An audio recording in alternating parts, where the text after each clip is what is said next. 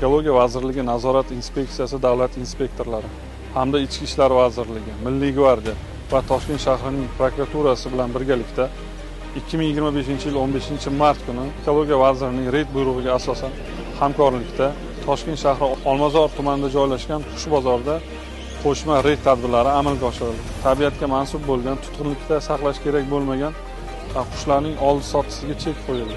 Ma'lum bir fuqarolar tomonidan sotilishi mumkin bo'lmagan, tabiiy sharoitda, tabiatda yashash kerak bo'lgan qushlarning sotilayotganligi holati aniqlandi hamda Qizil kitobga mansub toshbaqalarning sotilayotganligi ma'lum bo'ldi.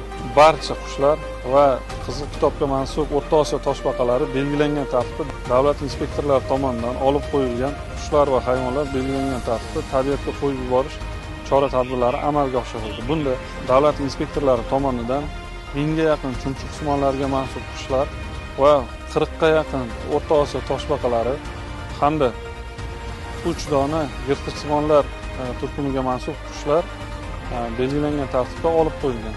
Bizdan keyingi avlodlar ham bu qushlarni ko'rish uchun biz bu qushlarni tabiatga qaytarishimiz kerak. Inson qo'lida nobud bo'lishini oldini olishimiz kerak qo'limizdan kelgancha.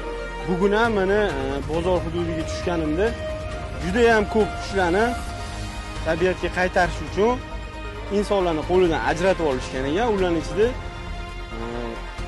uch qushlarni sinfiga mansub qo'limizdagi qushlar ham bor ekan.